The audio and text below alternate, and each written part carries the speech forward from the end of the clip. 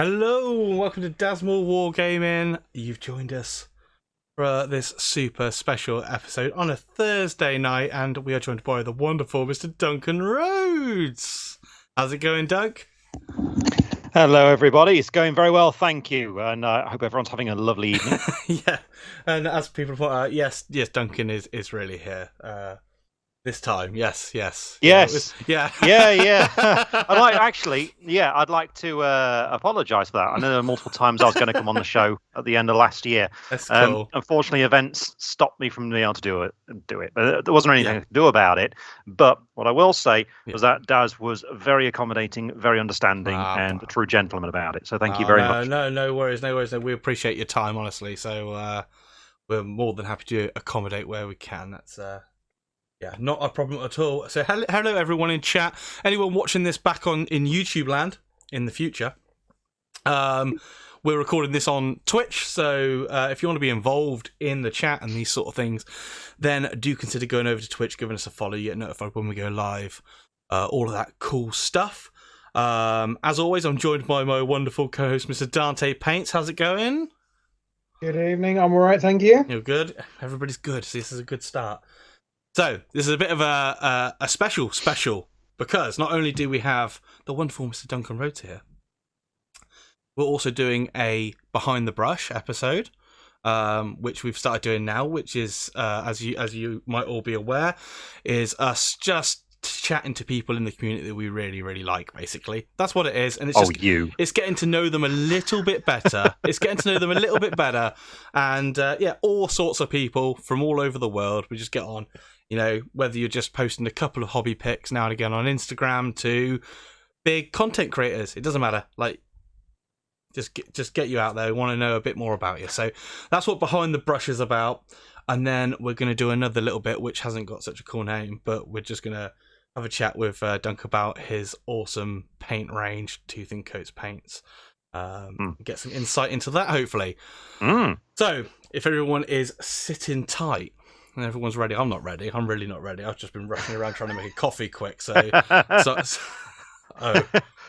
I'm sure you're ready. Really, you're just like trying to calm me down. I don't know.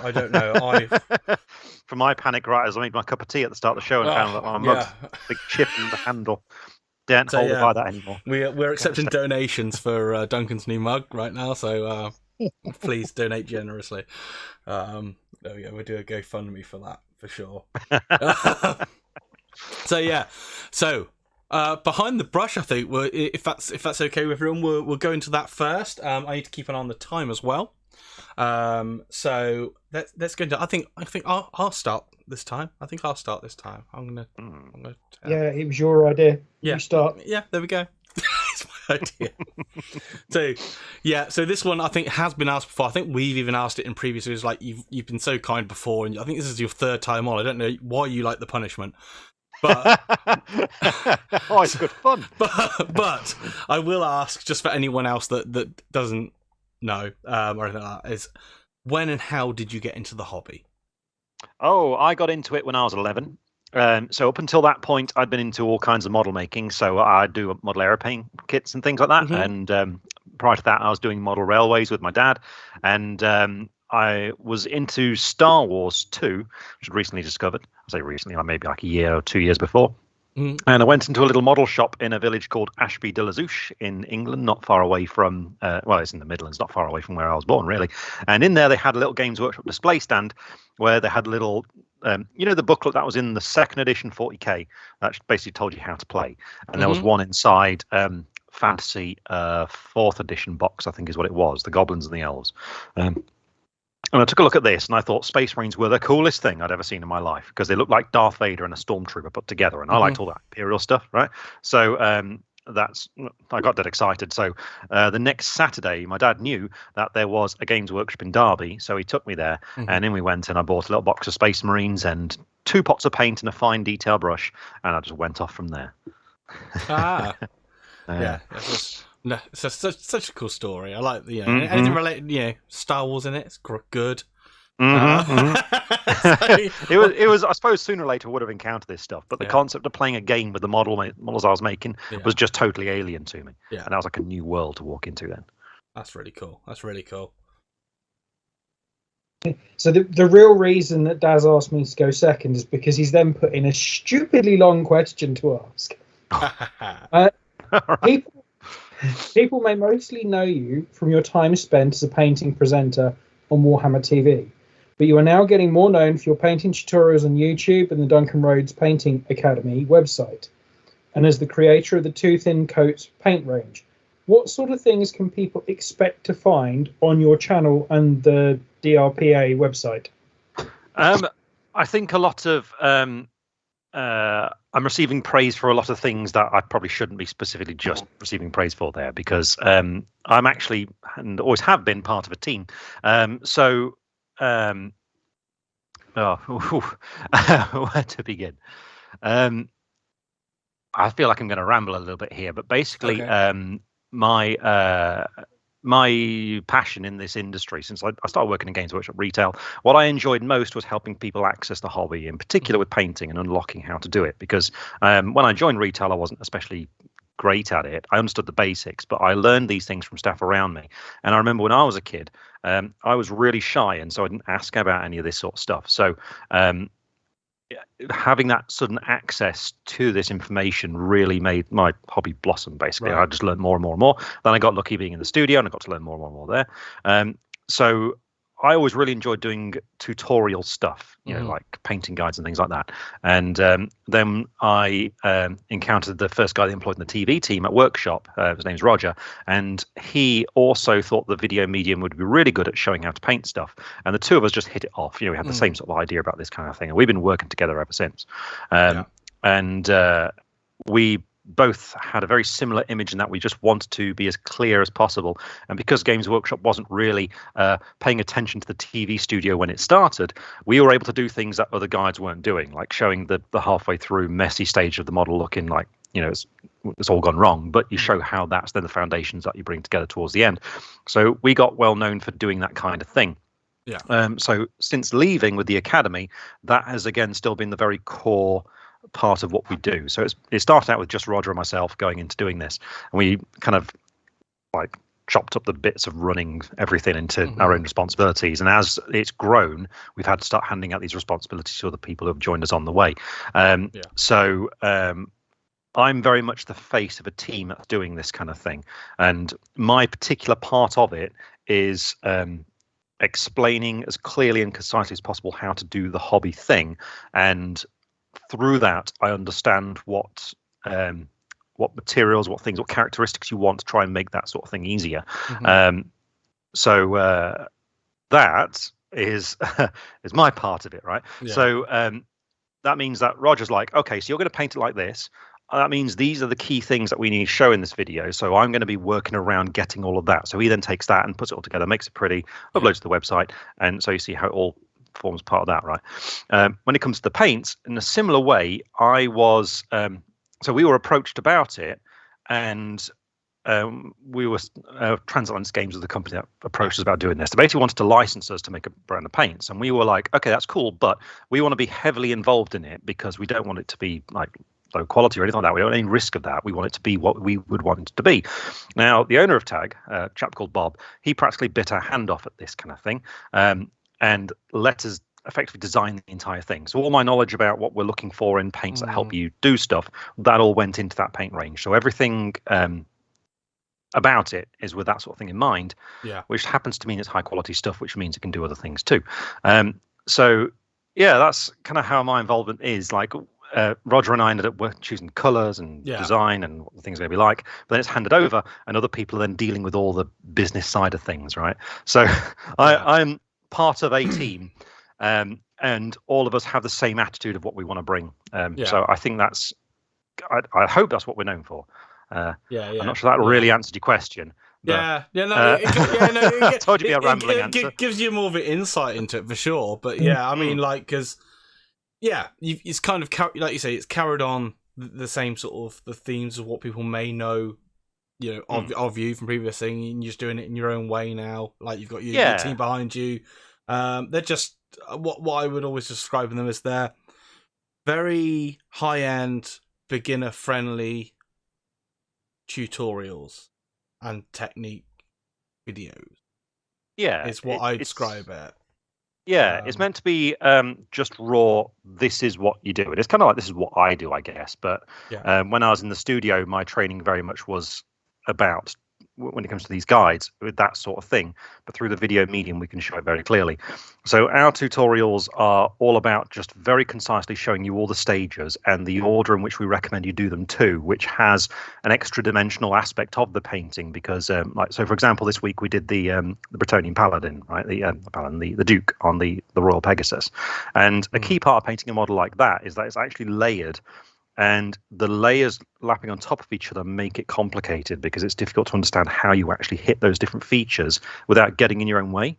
So in the video, a lot of the colors are quite standard. It's like, right, use this sort of red, you do some shading with this and that sort of thing. There's a few little fun tweaks on there that people might not expect. Yeah. But the real meat of it is like, if you approach it in these stages in this way, then the whole thing's going to be easier than if you didn't.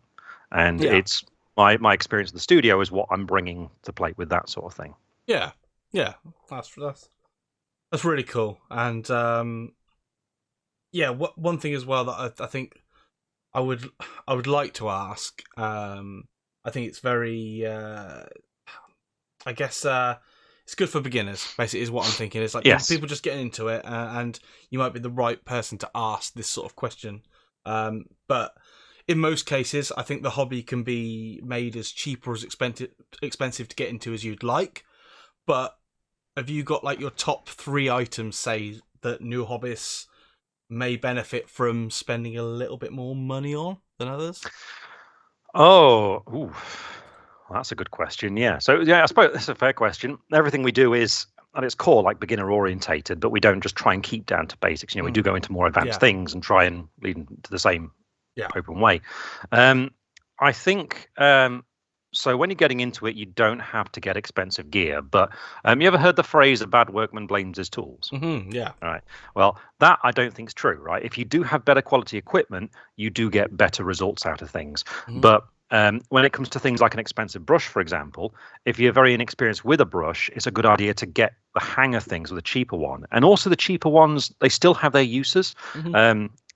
Quite typically, I have a medium base brush that I use in most of the videos as like the first brush we get the color on with, and this thing's mangled, but it's still useful in the way that we're using it. But having a brush that holds a consistent point is extremely useful when you try and do the neat stuff, when you're doing like highlights and things like that. So if you are looking for something just to splash out with, a high quality finer brush, a Klinsky hair. Klinsky sable hair brush is very good for that sort of thing. Now, when it comes to paint, in a similar way, you can get mileage out of just like about any sort of color paint, really, any sort of brand. But the formula that goes into the paint makes a colossal difference beyond just what the color is. And if you get a paint with better quality ingredients in there, it will cover better and it will go further. So whilst you could just buy cheap paints like art acrylics and stuff like that, I think you could get away with that for some things, just like not so important details, like, I don't know, a black for just painting the edge of your bases or something like that. When it comes to the main colors of your miniature, it's worthwhile getting good quality stuff because you'll have an easier time applying it. I think we've found a lot with our paints is because they do have high quality stuff in them. I'll talk more about that later, I guess. But for sure. It does make it easier to get the paint where you want it to go. The last thing is I would encourage people to buy the miniatures that they really like because it will drive your passion for things. Like don't be put off and I'll get the cheap models and stuff instead. Get the ones that you really like, whatever they happen to be. You'll have more fun with it in that way. Yeah. Cool. Okay, so thank you for a very detailed answer on that one. I do ramble. I'm sorry. That's fine. It's fine. No, I think some people prefer the explanation as to why something's been suggested. Yeah. I mean, I like the explanations. I'm just very wary about like timings for your benefit of like. Yes, I digress. So, one of my favourite things that we asked people, what has been your favourite thing to paint so far? And what would you love to paint in the future? Like almost one particular thing that's out there on the market right now, or might even just be a concept at the moment. Okay, are we talking professionally here or for my own stuff? I would say this is for your own stuff. This is for your own stuff. Hobby. Well, I mean, to be honest, I'm having a good time right now as far as my hobby goes because back in the day I was a fan of Warhammer Fantasy, and it's just come back as we're recording this. And my anyone who knows me well will be able to tell you that my favourite army has been Bretonnians, and I was devastated when they all got blown up. So I'm finding it very surreal now that not only are they back, but they're all over Games Workshop's website at the moment. It's very, very weird for me. So like I think I was really excited about was the new Plastic Lord and the Pegasus, and I got to paint that for work just this week. That's cool. But I am looking forward to now doing some things that I never actually got around to doing because I used to play the army all the time. But since Games Workshop stopped doing the game, I found that people just stopped playing it. So I had no real motivation to paint more things for it. So I've got a Grail Reliquary and Battle Pilgrims that I've had for ages, and I'm finally going to paint those. So that's something cool. I'm looking forward to. Yeah. But there's loads of stuff. I'm surrounded by things all the time. I keep looking at Conquest. There's a bunch of stuff in that I really want to do. They've got this faction called the 100 Kingdoms, who are like a medieval fantasy thing, and they've got all these knightly orders, and they've got very high fantasy stars about them, and there's one I believe called the Order of the Sealed Temple, and they look particularly cool. So that's something that's on my radar. Because I'm infusing this stuff, I'm seeing things all the time, and I'm scattered all over the place with all these different things. So depending on what day you ask me, I'll give you a different answer. So I'm just going to, before Daz asks the next question, all I'm going to say is Nords and Giants. Oh, we did one. We did the Ice Jotner. Yeah. I've got one of the plastic ones, and I've got the resin Ice Jotner to do. We did that one. That was the last video we did before Christmas, and that is a stunning model. Absolutely stunning. Sorry, Daz, over to you. Oh, thank you. Right. Right, this is quite an open question, really. It's always interesting to see what sort of answers we get for it.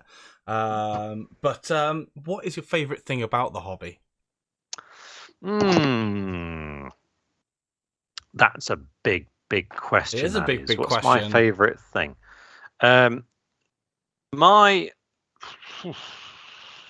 So if I'm talking about my hobby in particular, my favourite bit is when I've finished painting an army and I'm about to play with it for the first time. And in Warhammer terms, that will usually mean like 1,000-point army is what I tend to aim for. And it's cool getting it on the table and having all the scenery there and have everything, and you've got all your new rules and things, and you're trying to remember what it is. And it's even better if your opponent's also having the first game with their new army. That I find really exciting. It's all very fresh and new. I enjoy just the process of just painting, the figures and just completing that regiment. That's always really nice. And it's because my wife paints too. It's nice in the evening sometimes when we sit together and we're listening to a podcast together and we're both painting miniatures and we're showing each other what we're doing. There's a really nice wholesome nature about that. I also really like, so I've got some friends who I do reenactment with who wargame. It's always really fun meeting up with them because we have really fun games, and it's like to have a nice weekend all together, like a holiday. Professionally, a thing that's really magical and special is seeing what people do, having followed some of our guides. And sometimes I'll get someone come up to me saying that they were scared of painting this thing, and then they show me a photo of what they've done, and it looks just like ours. And that makes me feel really good. Like, that person's achieved that thing. I helped. It's awesome. That's a really magic part of, I suppose, the hobby for me, but also, my life, I guess. Yeah. Very good answers for a very open question. It's a big question, that one. Like a million answers I could give you for that. I know. Sorry. It's okay. So some of the next question you may feel you've covered earlier when we talked about selection of equipment and what to spend your money on. Any advice for anyone wanting to get into the hobby for the first time? Okay, you don't have to get everything at once. Don't be intimidated by enormous prices for all this equipment because there's like a huge load of it. But when it comes to materials like your paints and your hobby tools, think of them as a collection as well. So over time, you'll acquire and build these things up. I think my advice would be there's going to be something that's grabbed your attention. I would encourage you to pursue that. Don't worry about how it's going to perform in a game or anything like that. Like, these games are designed that everything's going to have a fair shot, you know. So don't worry about any of that. Just get the models you like, build them up how you like, decide on what color scheme you like. The best way to get hold of paints really is to look for some sort of paint set, like a little starter set. 'Cause typically they give you a bit of a discount on them, and normally it's like a core band of colors to get you going. But depending on what faction you want, you might want to specialize with a few other in particular ones, and whatever hobby store you're going to, whoever's working there will be able to give you great advice as to what sort of paints to pick out for that. For brushes, you don't have to get super expensive ones when you're starting. Again, usually going for a brush pack is a good idea because it saves you a bit of money. Usually what you'll want is some sort of rough base coating brush, and that can be like a cheap one, really. You want a large one to apply washes over large areas. You'll want some sort of medium to smallish kind of brush, what I'd call a size 1 brush. Games Workshop terms, that's like a medium layer brush. And then a finer one for finer details. Those are the sort of things I'd recommend starting out with. Like I say, don't get intimidated thinking you're going to buy everything at once, because you don't need to. You'll add on as you go. Yeah. Good advice there as well. I mean, I started with 2 paints and 1 brush. Yeah. I didn't paint well with that 1 brush. I assumed a fine detail brush was the best thing, right? So there I was undercoating my Space Marine Rhino with a fine detail brush with white over the plastic. Perfect. See, I feel all the questions that I have now feel like they're just big questions, and yeah. But here, oh, go for it. It's fine. Here we go. Right. Okay. All right. Let's do this. We can do a quick fire round if need be. This is fine. Do you have a hobby hero or someone who particularly inspires you? Ooh, Told you. So, a person I found to be particularly inspiring is Dave Andrews, who still works at Games Workshop. He is a true gentleman. He's fantastic. He's been at Games Workshop for more or less its whole existence, really. You know, he's been there a long time. He sculpted a lot of miniatures that I really love. He made, and when I met him, he was almost the he wasn't the manager of our department, but he was like the senior. And me being wide-eyed, young, scared of being in this environment, he very much looked out for all of us in this department. So it was just really nice in that way. But he would set up some unbelievably inspirational games, and he doesn't necessarily paint things to like super high standard, but he paints like a machine, and he paints those models really well. Like, he knows what things to pick out to make them look great on the table. And he sets up such dynamic games that he writes the rules for himself, that it's just like, man, this is the best. He invited us once over to a game that he was doing, which was it was a Vietnam game, right? And we were all assigned some American troops, and we were told there's some weapons caches somewhere on the board, and this board was something like 8 foot by 12 or something. It was a huge board, maybe 6 by 12. It was massive. It went all the way through his gaming room, which was huge, and it had everything on there, like ships and buildings and villages and forests and a whole lot. And we had Hueys, and we had to go in and try and find these things. And he designed this whole rule set for us to play this game on, and it was just like mind-blowing for the sort of thing that you can do in a game. So that's like, I like doing campaigns that have, like, try and evoke that sort of feel of narrative in there, and where people will be surprised about things. So yeah, he's a great person and really inspiring as a hobby figure. Oh, right, see, that was quite easy, that one for you. Yeah. I mean, there's loads more. See, the Perry twins, they're delightful. They were so nice when I first met them. Ali Morrison's hilarious. He's a gent. There's some great people. Yeah, it's a horrible question, really, because only allowing one. See, most people do rattle off like 3, 4, 5. Yeah, that's fine too. It's fine. Okay, so last question on this segment before we move on to the next part. What are your aspirations for the future, and what can people expect to see from you? Ooh, now there's a big question. So I think there's a number of these things that I can't really talk about because they're related to a hobby. But what I can say is you're going to see that grow. We've got loads of cool ideas. We've got some things I think will surprise people. And this year in particular, we want to really get the ball moving on a lot of things. Yeah.